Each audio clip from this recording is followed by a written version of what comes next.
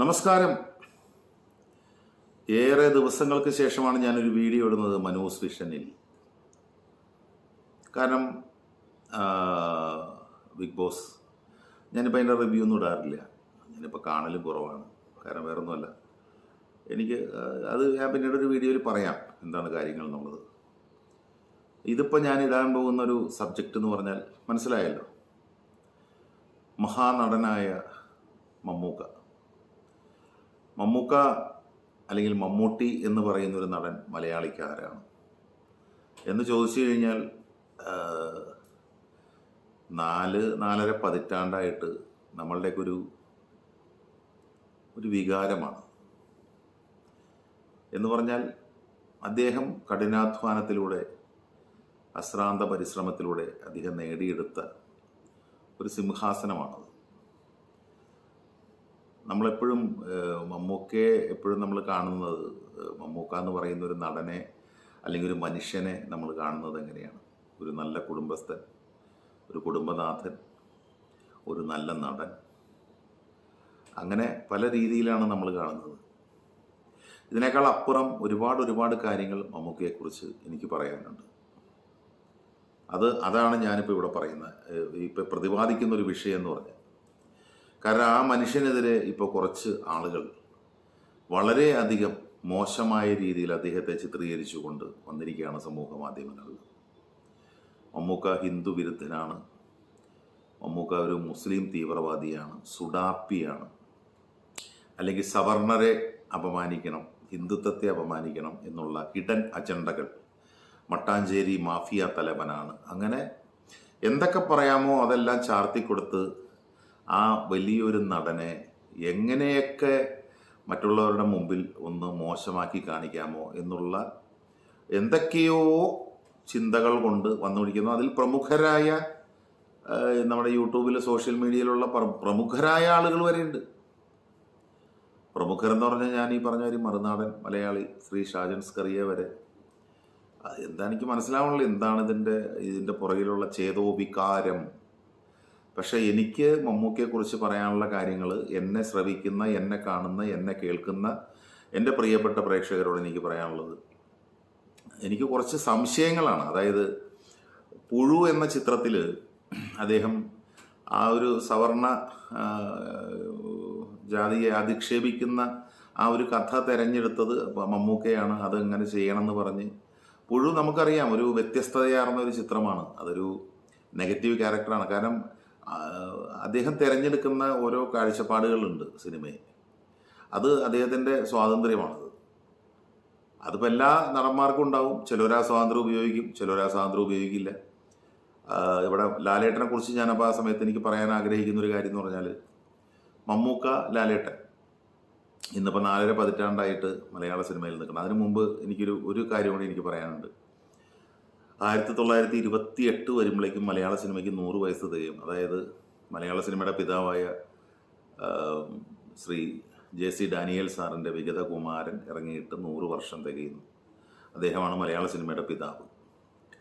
അപ്പോൾ ഇപ്പോൾ 2024 നമ്മൾ നിൽക്കുമ്പോൾ ഇതിൽ ഒരു 4 പതിറ്റാണ്ടോളം മലയാള സിനിമയെ ഭരിച്ച അല്ലെങ്കിൽ മലയാള സിനിമയെ നയിച്ച 2 രാജാക്കന്മാരോ ചക്രവർത്തിമാരോ എനിക്ക് വിശേഷിപ്പിക്കാൻ വാക്കുകളില്ല. അവരാണ് മമ്മൂക്കയും ലാലേട്ടനും.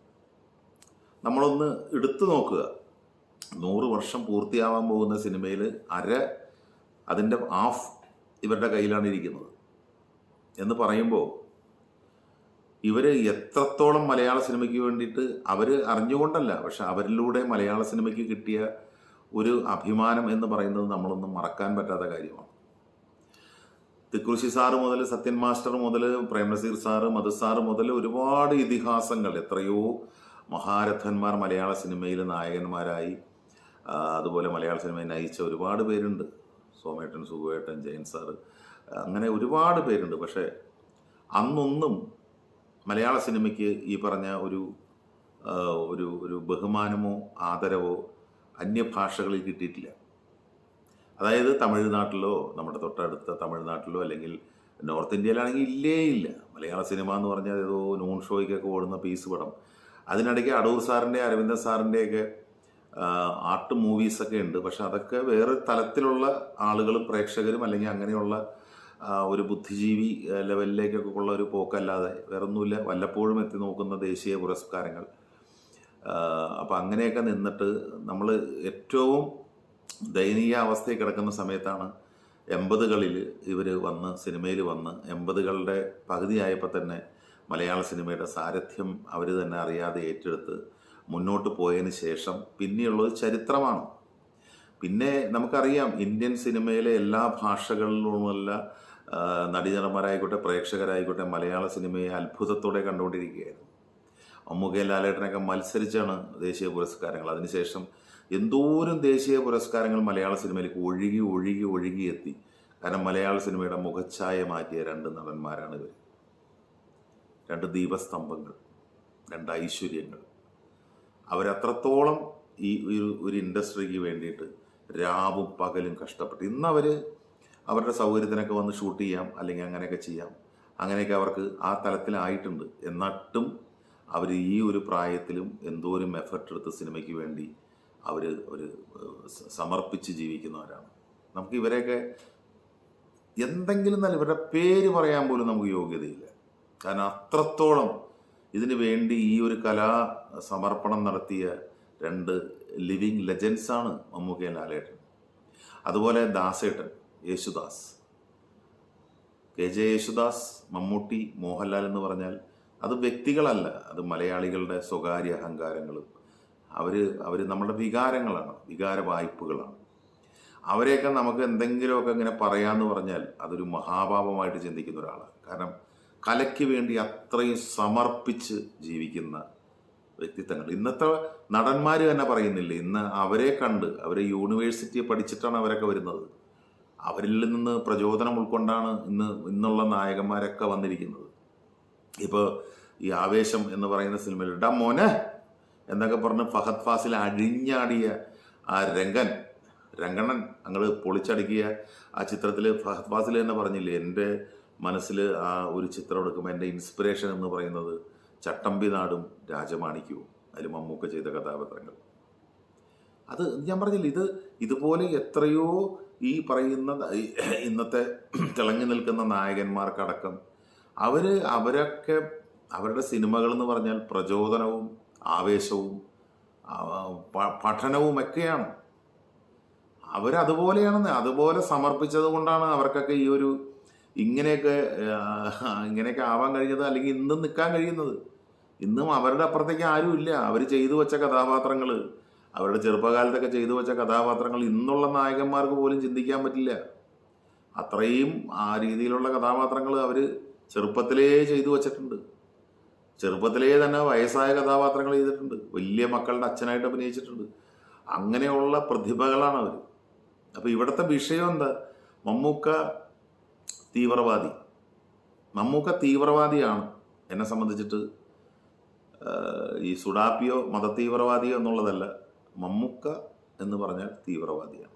അത് ഞാൻ സമ്മതിച്ചു തരും. മലയാള സിനിമയിൽ അല്ലെങ്കിൽ ഇന്ത്യൻ സിനിമയിൽ ഒരേ ഒരു തീവ്രവാദിയേ ഉള്ളൂ, അത് മമ്മൂക്കയാണ്. ഒരുപക്ഷെ ഇന്ത്യൻ സിനിമയിൽ ഞാൻ പറയില്ല, കാരണം കമൽ സാറും ഉണ്ട്. മലയാള സിനിമയിലെ ഒരേ ഒരു തീവ്രവാദി മമ്മൂക്കയാണ്. എന്താ കാരണം എന്നറിയോ? ഈ അദ്ദേഹത്തിൻ്റെ തീവ്രവാദം എന്ന് പറഞ്ഞാൽ നമ്മളുടെയൊക്കെ മനസ്സിലേതോ ഭീകരവാദി എന്നുള്ളതാണ്. തീവ്രവാദം എന്ന് പറഞ്ഞൊരു മലയാള വാക്കിന് അങ്ങനത്തെ അർത്ഥമൊന്നുമില്ല. തീവ്രവാദം എന്ന് പറഞ്ഞാൽ എന്താണ്? നമ്മുടെ ആ ലക്ഷ്യത്തിന് വേണ്ടി ഒരു വിട്ടുവീഴ്ചയില്ലാതെ മുന്നോട്ട് പോകുന്ന, യാതൊരു വിട്ടുവീഴ്ചയില്ലാതെ മുന്നോട്ട് പോകുന്ന ആ ഒരു ഇതിനെയാണ് തീവ്രവാദം എന്ന് പറയുന്നത്. അപ്പോൾ നമുക്കൊക്കെ സാധാരണ ആളുകൾ കേൾക്കുമ്പോൾ തീവ്രവാദി എന്ന് കേൾക്കുമ്പോൾ പാകിസ്ഥാനിലും അഫ്ഗാനിസ്ഥാനൊക്കെ ഉള്ള മറ്റേ ഇതൊക്കെ ഇട്ടിട്ട് ടക്ക എന്ന് പറഞ്ഞ നിരപരാധികളെ കൊന്നൊടുക്കുന്ന തീവ്രവാദികളാണ് മനസ്സിൽ വരുന്നത്. അതല്ല. തീവ്രവാദി എന്ന് പറഞ്ഞാൽ മലയാള വാക്കിൻ്റെ അർത്ഥം ലക്ഷ്യത്തിന് വേണ്ടി എന്ത് ത്യജിച്ച് മുന്നോട്ട് പോകുന്നവർ, അല്ലെങ്കിൽ ഒന്നും നോക്കാതെ മുന്നോട്ട് പോകുന്നവർ. ആ രീതിയിൽ മമ്മൂക്ക തീവ്രവാദിയാണ്. കാരണം ഇന്ന് മലയാള സിനിമയിലെ വിജയരഥത്തിലൂടെ ഇങ്ങനെ പൊയ്ക്കൊണ്ടിരിക്കുക അദ്ദേഹം, പരാജയം അറിയാതെ. എന്തുകൊണ്ടാണ്? അദ്ദേഹത്തിന് ഒരു ലക്ഷ്യമേ ഉള്ളൂ, സിനിമ വിജയം. അതിനുവേണ്ടി അദ്ദേഹം അശ്രാന്ത പരിശ്രമം നടത്താണ് 72-ാം വയസ്സിൽ. ഇപ്പോൾ ഈ ടർബോയുടെ ഇതിൽ തന്നെ പറഞ്ഞില്ലേ, എൻ്റെ ശ്വാസം, സിനിമയില്ലെങ്കിൽ എൻ്റെ ശ്വാസം നിലയ്ക്കും. അപ്പോൾ നമ്മുടെ ഷാജൻ സാറ് പറഞ്ഞ ശ്രീ ഷാജൻ സ്കറിയ പറഞ്ഞൊരു വാക്ക്, മമ്മൂക്ക അതിലെല്ലാം ഉൾപ്പെടുത്തിയിട്ടുണ്ടെന്ന്. അതായത് ഈ ഒരു വിവാദത്തെക്കുറിച്ച് ഒന്നുമില്ല. അദ്ദേഹം പറഞ്ഞ അദ്ദേഹത്തിൻ്റെ ഒരു വീഡിയോ ഞാൻ കണ്ടിരുന്നു. അതായത് അവിടെ പ്രസ് മീറ്റ് നടത്തുമ്പോൾ വരുന്നവരോടൊക്കെ വിളിച്ച് പറഞ്ഞു, വിവാദപരമായ ഈ കാര്യങ്ങളെക്കുറിച്ച് ആരും സംസാരിക്കുക, അത് കറക്റ്റ് അല്ലേ? ഈ ടർബോയുടെ പ്രൊമോഷന് വേണ്ടി വരുമ്പോൾ എന്തിനാണ് ഈ വിവാദപരമായ കാര്യങ്ങൾ ചോദിക്കുന്നത്? എത്രയോ വിവാദപരമായ പ്രസ്താവനകളും എന്തൊക്കെ കാര്യങ്ങളും ഉണ്ടായിട്ടുണ്ട്. മമ്മൂക്കയും ലാലേട്ടനും ഒരക്ഷരം മിണ്ടൂല. അവർ മിണ്ടൂല്ലോ. എന്തോരം അവരെക്കുറിച്ച് കുറ്റാരോപിതരായിട്ട് എന്തൊക്കെ പറഞ്ഞാലും അവർ ഒന്നും അതിനെക്കുറിച്ച് പ്രതികരിക്കില്ല. അതാണ് നിറകുടം തുളുമ്പില്ല. അല്ലാത്തവരിങ്ങനെ കടകടാന്ന് അടിച്ച് നടക്കും. പക്ഷെ അവരങ്ങനെയല്ല.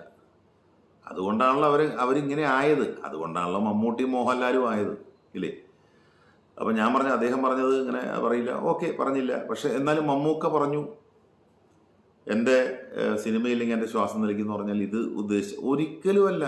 അദ്ദേഹം ഇതിനു മുമ്പ് ഇൻ്റർവ്യൂവിലും പറഞ്ഞിട്ടുണ്ട്. എനിക്ക് തോന്നുന്നത് ഓർമ്മയാണ്, നേരെ ചൊവ്വ എന്നുള്ള ഒരു പരിപാടിയിലാണെന്ന് തോന്നുന്നത്. അദ്ദേഹം പറഞ്ഞ അങ്ങനെ, അതായത് ഒരു പരിപാടിയിൽ, എനിക്ക് ഓർമ്മയില്ല, എനിക്ക് സിനിമയില്ലെങ്കിൽ എനിക്ക് ജീവിക്കാൻ പറ്റില്ല. സിനിമ എൻ്റെ മമ്മൂട്ടിയെ സിനിമയ്ക്ക് ആവശ്യമില്ല, പക്ഷെ മമ്മൂട്ടിക്ക് സിനിമയെ ആവശ്യമാണ്. മമ്മൂട്ടിക്ക് സിനിമയെ തന്നെ ആവശ്യമുള്ളൂ. മമ്മൂട്ടി അങ്ങനെയാണ്. എനിക്കില്ലെങ്കിൽ എനിക്ക് ആലോചിക്കാൻ പോലും പറ്റില്ല. കാരണം കൊള്ളസംഘ തലവൻ്റെ അടുത്തുള്ള ഒരു അനുയായിയായിട്ട് യെസ് ബോസ് എന്ന് പറഞ്ഞ് ഈ സിനിമയിൽ കുറേ മരണം വരെ നിൽക്കണമെന്ന് ആഗ്രഹിച്ച ഒരാളാണ് ഞാൻ ഇങ്ങനെയൊന്നും ആവുന്നു, അല്ലെങ്കിൽ ഇങ്ങനെ ആവുന്നു എന്ന് ഞാൻ ഒരിക്കലും പ്രതീക്ഷിച്ചില്ല. എനിക്ക് അങ്ങനെയൊക്കെ മതി. എനിക്ക് തിരശ്ശീലയിൽ യെസ് ബോസ് എന്നൊക്കെ പറഞ്ഞ് നിൽക്കുന്ന ഒരു സാധനം മതി. ഞാനതിൽ സംതൃപ്തനായിരുന്നു. പക്ഷേ എനിക്ക് അതിന് ശേഷം കിട്ടിയതൊക്കെ വലിയൊരു ബോണസായിട്ട് കാണുന്ന ഒരു മനുഷ്യനാണ് അദ്ദേഹം. മമ്മൂക്ക ലാലേട്ടൻ എങ്ങനെയാണ് നിങ്ങൾ കാണുന്നത്? മമ്മൂട്ടി മോഹൻലാൽ എന്ന് പറഞ്ഞാൽ നിങ്ങൾ എങ്ങനെ കാണുന്നു വെച്ചപ്പോൾ അദ്ദേഹം പറഞ്ഞൊരു വാക്ക്, ലാല് സിനിമയ്ക്ക് വേണ്ടി ജനിച്ച ഒരാളാണ്. സിനിമയ്ക്ക് വേണ്ടി മാത്രം ജനിച്ച ഒരാളായിട്ടാണ് എനിക്ക് മോഹൻലാലിനെ തോന്നുന്നത്. അതാണ് പുള്ളി ഒരു ഇൻബോൺ കാലിബറുള്ള ടാലൻ്റുള്ള ഒരു വ്യക്തിയാണ്. ഞാൻ പക്ഷെ അങ്ങനെയല്ല. ഞാൻ തേച്ച് മിനുക്കപ്പെട്ട് വന്ന ഒരാളാണ്. ഞാൻ ഇതിലൂടെ ഇങ്ങനെ പഠിച്ച് തേച്ച് മിനുക്കപ്പെട്ട് ഇങ്ങനെ ആയിക്കൊണ്ടിരിക്കുന്ന ഒരാളാണ് എന്നാണ് മമ്മൂക്ക എളിമയോടെ പറഞ്ഞത്. അതാണ് ആ മനുഷ്യൻ്റെ ഒരു മനസ്സും ആ മനുഷ്യൻ്റെ ഒരു വ്യക്തിത്വവും. ഇത്രയൊക്കെ ഞാനിത് പറഞ്ഞത് വേറൊന്നും കൊണ്ടല്ല. മമ്മൂക്കയെ മറ്റേ വൈറ്റ് വാഷ് അടിക്കാനോ തേച്ച് വെളുപ്പിച്ച് എനിക്കെന്തെങ്കിലും ഇതുണ്ടാക്കാനൊന്നുമല്ല. കാരണം ആ മനുഷ്യനെ എന്നൊക്കെ പറഞ്ഞു കഴിഞ്ഞാൽ നമുക്ക് സഹിക്കാൻ പറ്റില്ല. ഉള്ള കാര്യം ഞാൻ പറയണത്. നിങ്ങൾ ആ മനുഷ്യനെയൊക്കെ എന്തെങ്കിലുമൊക്കെ പറഞ്ഞു കഴിഞ്ഞാൽ മഹാപാപമാണ്. മനസാ വാച കർമ്മണ അദ്ദേഹം ചിന്തിക്കാത്ത കാര്യങ്ങളാണ് നിങ്ങൾ ഈ ആരോപണമായിട്ട് അദ്ദേഹത്തിൻ്റെ അടുത്തേക്ക് ഈ പ്രായത്തിൽ അദ്ദേഹത്തിൻ്റെ മുന്നിലേക്ക് നിങ്ങൾ ചെല്ലുന്നത്. വളരെയധികം മഹാപാപം എന്ന് എനിക്ക് പറയാം. ഇനിയിപ്പോൾ എല്ലാവരും പറയുന്നില്ല മമ്മൂക്ക അത് ഇങ്ങനെ ആ ഒരു ഇതിനെ അപമാനിക്കാൻ വേണ്ടിയാണ്. മമ്മൂക്ക എന്തോ ഒരു കഥാപാത്രങ്ങൾ ഇത്രയും വർഷങ്ങളായിട്ട് 400 സിനിമകൾ തോന്നുന്നു. ആ 400 സിനിമകളിലൊക്കെ അദ്ദേഹം അഭിനയിച്ചാൽ എന്തോരും എല്ലാം കയ്യടി നേടുന്ന നായകന്മാരെല്ലാം ഹിന്ദു കഥാപാത്രങ്ങളാണ്. ഇനി ഇതിൽ എനിക്ക് ഈ പറഞ്ഞ ഈ വിവാദങ്ങൾ ഉണ്ടാക്കുന്നവരോട് പറയാനുള്ളത്, അദ്ദേഹം മുസ്ലിം കഥാപാത്രങ്ങളെ അല്ലെങ്കിൽ ഇങ്ങനെ മോശമാക്കാനോ അല്ലെങ്കിൽ ഹിന്ദു കഥാപാത്രങ്ങളെ മോശമാക്കാതിരിക്കാനോ ഹിന്ദു കഥാപാത്രങ്ങളെ മോശമാക്കാനോ ശ്രമിച്ചിട്ടുണ്ടെങ്കിൽ ഒരു 3 സിനിമകൾ എനിക്ക് നിങ്ങളോട് പറയാനുണ്ട്. ഏതൊക്കെയാണ്? ഒന്ന്, പലേരി മാണിക്യം, പാതിരാ കൊലപാതകം. രഞ്ജിത്ത് സാറ് സംവിധാനം ചെയ്ത, രചന സംവിധാനം നിർവഹിച്ച ചിത്രമാണ്. അതിലെ ഞാൻ ഈ പേര് അഹമ്മദ് ഹാജി എന്നാണ് അദ്ദേഹത്തിൻ്റെ മുരിക്കിൻ കുന്നത്ത് അഹമ്മദ് ഹാജി എന്ന് പറയുന്ന 3 കഥാപാത്രങ്ങളുണ്ട്. അഹമ്മദ് ഹാജിയും ഹരിദാസും പിന്നെ ഒരു കഥാപാത്രം കൂടിയുണ്ട്. അപ്പോൾ ഈ 3 കഥാപാത്രങ്ങളും മമ്മൂക്ക ചെയ്തു. മുരിക്കും കുന്നത്ത് അഹമ്മദ് ഹാജി എന്ന് പറഞ്ഞാൽ ഹാജിയാർ ഹജ്ജിനൊക്കെ പോയിട്ട് വന്ന ആളാണ്. അദ്ദേഹം ഒരു മുസൽമാനാണ്. മമ്മൂക്ക എന്ന് പറഞ്ഞാൽ നമുക്കറിയാം അദ്ദേഹം കടുത്ത ഈശ്വരവിശ്വാസിയാണ്. അദ്ദേഹത്തിൻ്റെ മതം എന്ന് പറഞ്ഞാൽ ഇസ്ലാം മതമാണ്. ആ ഇസ്ലാം മതത്തിൽ അനുശാസിക്കുന്ന നല്ല കാര്യങ്ങളൊക്കെ ചെയ്തു പോകുന്ന ഒരാളാണ്. അതായത് നിസ്കാരം, ജുമാ നമസ്കാരം, നൊയമ്പ്, ഇതൊന്നും മുടക്കില്ല. എന്നാൽ ഈ നൊയമ്പിൻ്റെ സമയത്ത് അദ്ദേഹം വേണമെങ്കിൽ അദ്ദേഹത്തിന് റെസ്റ്റ് എടുക്കാം. സിനിമയൊന്നും എടുക്കാതെ വീട്ടിലിരുന്ന് റെസ്റ്റൊക്കെ എടുത്ത് പോവാം. അപ്പോഴും സിനിമ കമ്മിറ്റായിട്ട് അതിൽ സ്റ്റണ്ട് സീൻ വരെ ചെയ്ത മനുഷ്യനാണ്. അദ്ദേഹത്തിൻ്റെ സെറ്റിൽ മറ്റുള്ളവർ ഭക്ഷണം കഴിക്കുമ്പോഴും അദ്ദേഹം ജലപാനം പോലും ഇല്ലാതെ ആ സിനിമകളിൽ സഹകരിച്ച ഒരു മനുഷ്യനാണ് മമ്മൂക്ക. എന്ന് പറഞ്ഞ് ഭക്ഷണം കഴിക്കുന്നവരോട് അദ്ദേഹത്തിനൊരു വിരോധമില്ല. കാരണം അദ്ദേഹത്തിൻ്റെ ആ ഒരു മതത്തിൻ്റെ ഇതിൽ അദ്ദേഹം ജീവിക്കുന്നു എന്നും പറഞ്ഞ് മതാന്ധതയില്ല, അന്ധവിശ്വാസങ്ങളില്ല. അദ്ദേഹത്തിൻ്റെ കുടുംബത്തെ നമ്മൾ ശ്രദ്ധിച്ചാലറിയാം. പബ്ലിക് ഫംഗ്ഷനൊക്കെ വരുമ്പോൾ അദ്ദേഹത്തിൻ്റെ വൈഫായിക്കോട്ടെ, സുൽത്താത്ത ആയിക്കോട്ടെ, അതുപോലെ ദുൽഖറിൻ്റെ ഭാര്യ, അദ്ദേഹത്തിൻ്റെ മകള്, ഇവരൊന്നും ഈ പർദ്ദയോ മറ്റേ ഇതൊക്കെ ഇട്ട് തട്ടമൊക്കെ ഇട്ട് അങ്ങനെയൊന്നുമല്ല അവർ വരുന്നത്. അതൊന്നും പുള്ളിക്ക് അതിലൊന്നും, ഞാൻ പറഞ്ഞില്ല, അങ്ങനത്തെ കാര്യങ്ങളിലൊന്നും പുള്ളി ഇത് പുരോഗമന ചിന്താഗതിക്കാരനാണ്. അതിൻ്റെ ഒന്നും ആവശ്യമില്ല.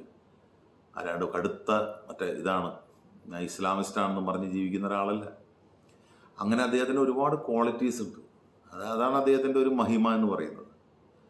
അപ്പോൾ അങ്ങനെ ജീവിക്കുന്ന ഒരാൾ, ഇപ്പോൾ ലാലേട്ടൻ അമ്പലത്തിൽ പോകുന്നു, ലാലേട്ടൻ ക്ഷേത്രങ്ങളിലൊക്കെ പോയി. അടുത്തിടയ്ക്ക് ഞാനൊരു വീഡിയോയിൽ കണ്ടിരുന്നു, ഒരു കണ്ണൂർ ഒരു ക്ഷേത്രത്തിൽ അദ്ദേഹം പോയി എന്തോ വഴിപാട് കഴിക്കുന്നതൊക്കെ. അപ്പോൾ അതൊക്കെ ഓരോരുത്തർക്കും ഓരോ വിശ്വാസങ്ങളല്ലേ സുഹൃത്തുക്കളെ.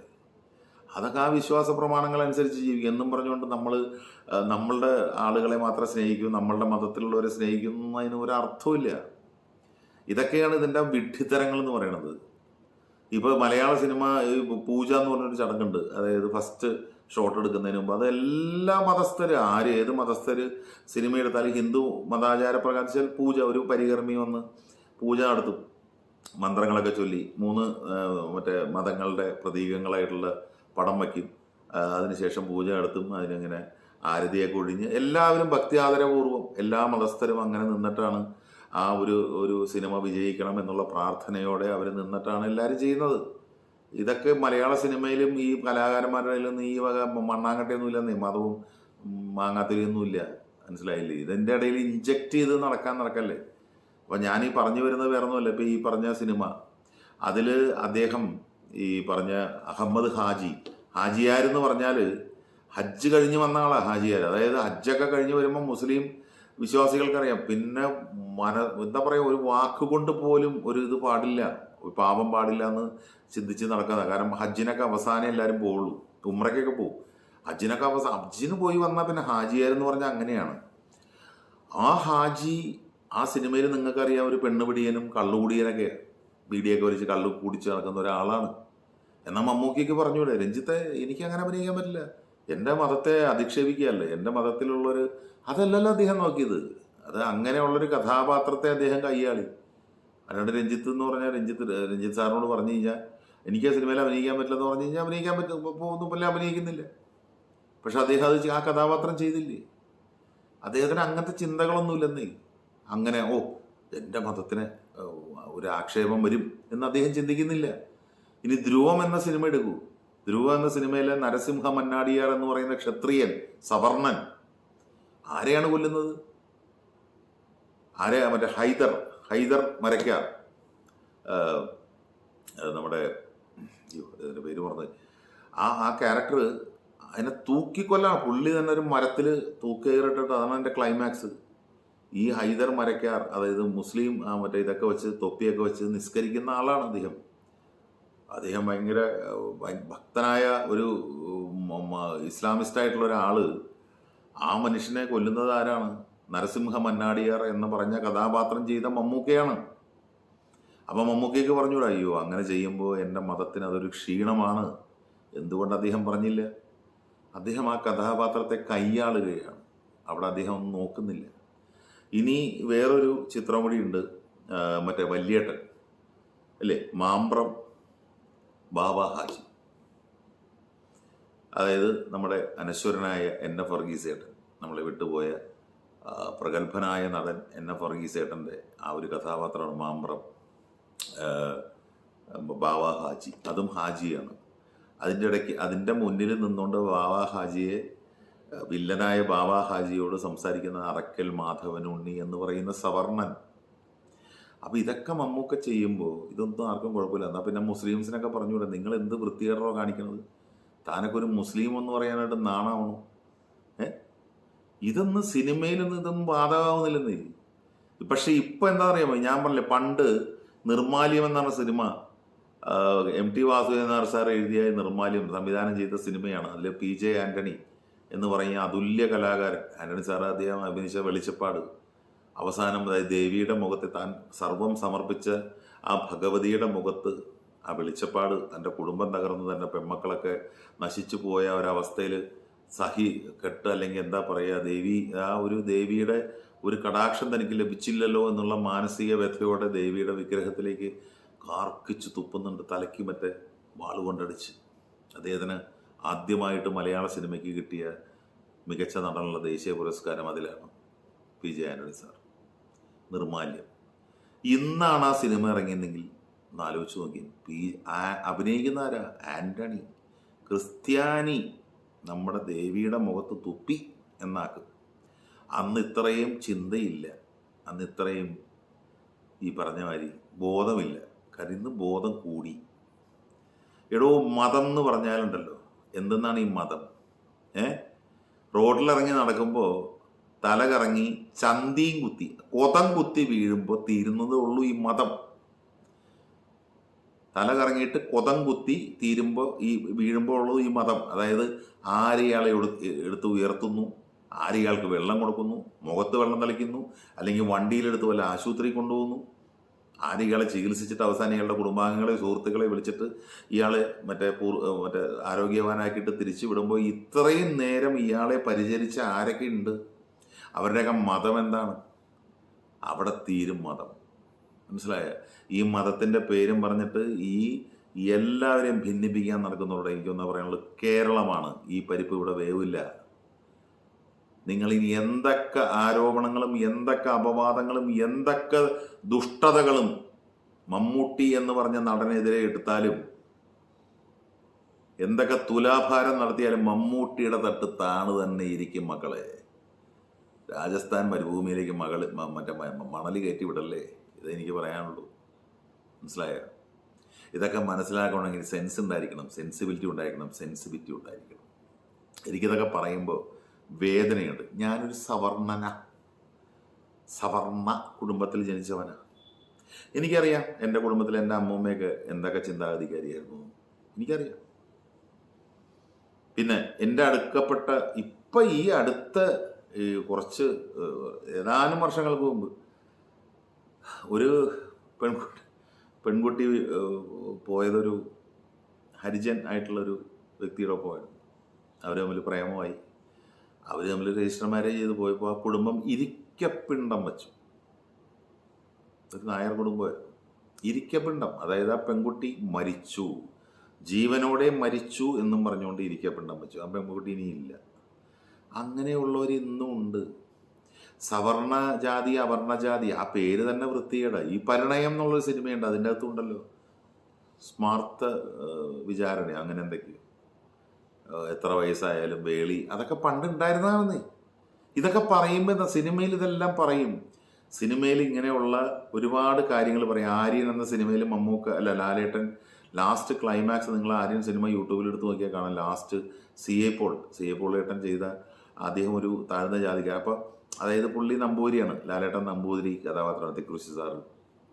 അവസാനം അദ്ദേഹത്തിനെ ഇവരൊക്കെ ദ്രോഹിച്ച് പുറത്തു പോയി, മുംബൈ പോയി, അദ്ദേഹം അധോലോകത്തിലൊക്കെ പോയി കോടീശ്വരനായിട്ട് തിരിച്ചു വന്ന് ഇല്ലം തിരിച്ചെടുത്തിട്ട് ലാസ്റ്റ് ഇവരൊക്കെ വിളിച്ചിട്ട് വിചാരണ ചെയ്യുന്നൊരു സീനൊക്കെ ഉണ്ട്. അപ്പോൾ ഈ സി എ പുള്ളിയേട്ടൻ ഡാ എന്ന് വിളിക്കുമ്പോൾ ഒറ്റ അടി അടിച്ചിട്ട് പുള്ളി പറയുന്നൊരു ഡയലോഗ് ഉണ്ട്. നീ എന്താണ് സവർണ സ്ത്രീയെ 60 കഴിഞ്ഞ സവർണ സ്ത്രീയാണെങ്കിൽ പോലും പകയോടെ പ്രാപിക്കുന്ന നിന്റെ മനസ്സിലാണ് ആയിത്തം എന്നൊക്കെ പറഞ്ഞുകൊണ്ടൊരു ഡയലോഗുണ്ട്. അതായത് അദ്ദേഹം അപ്പം അത് പറഞ്ഞിട്ട് നീ അന്ന് എൻ്റെ അച്ഛനോട് ഇങ്ങനെ ഇത് പൈസ ഇട്ടോട്ട് എണ്ണ ഇട്ട് കുളിക്കാൻ പറഞ്ഞില്ലേ, ഇതാ നിൻ്റെയൊക്കെ മനസ്സിലാണ് അയിത്തം, നിൻ്റെയൊക്കെ മനസ്സിലാണ് ഇതെന്നും പറഞ്ഞുകൊണ്ട് കുറച്ച് പൈസയൊക്കെ മുഖത്തേക്ക് എറിഞ്ഞു കൊടുത്തൊരു സീനുണ്ട്, നിങ്ങൾ കണ്ടറിയാം. അന്നൊക്കെ ടി ദാമോദരൻ മാസ്റ്ററും പ്രിയദർശൻ സാറും പറഞ്ഞതും ലാലേട്ടൻ, ഇതൊക്കെ സവർണർ തന്നെ.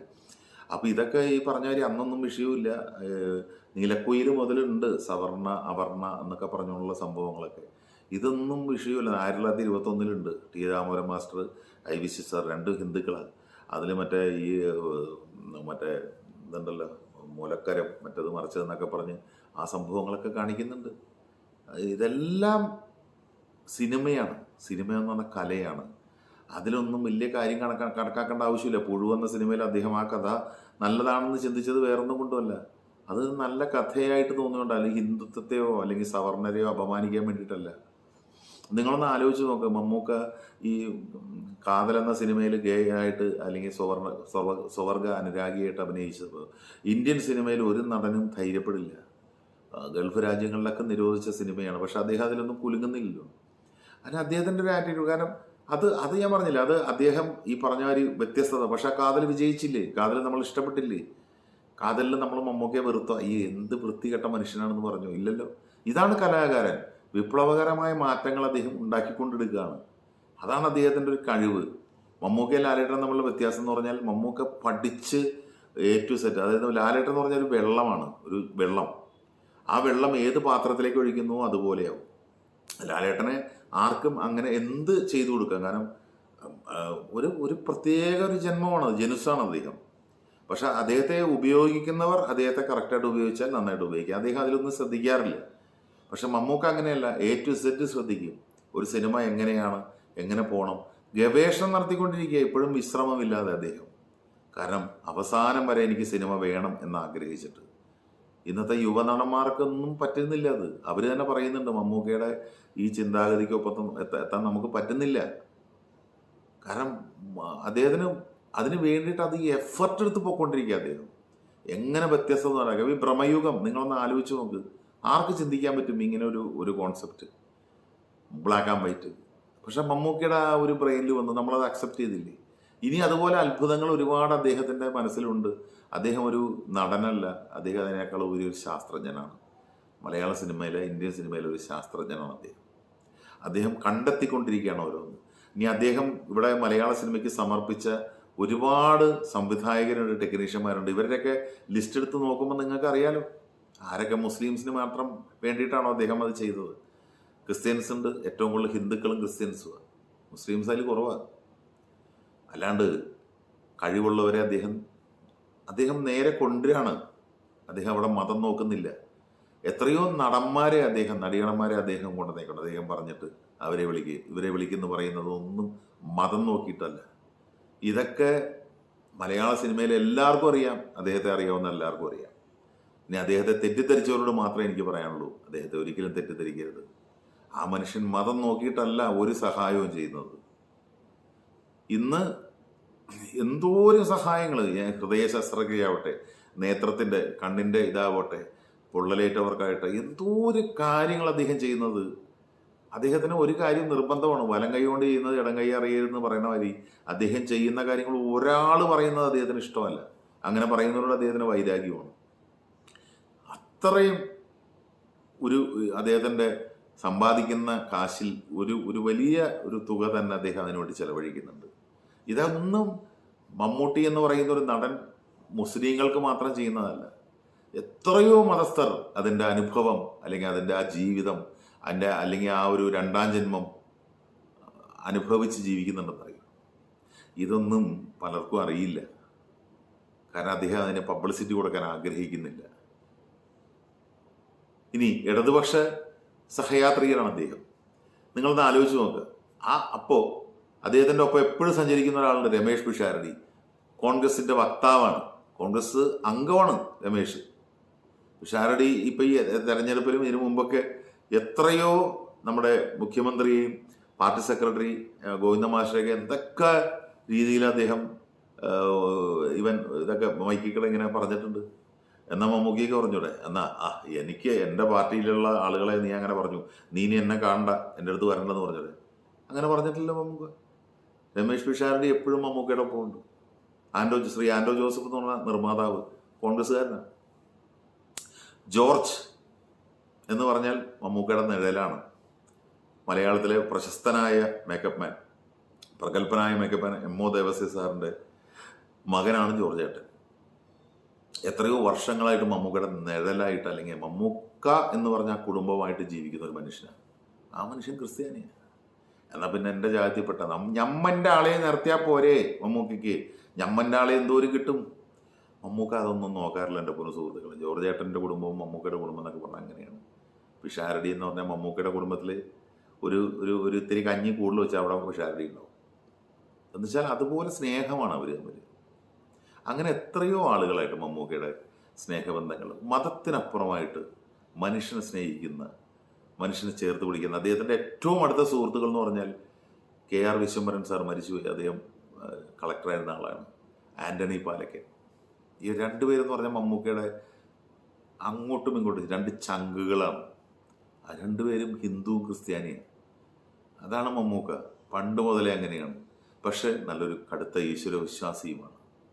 എന്നും പറഞ്ഞ് അന്ധവിശ്വാസിയല്ല. ഇനിയെങ്കിലും മമ്മൂക്കയെ മനസ്സിലാക്കുക.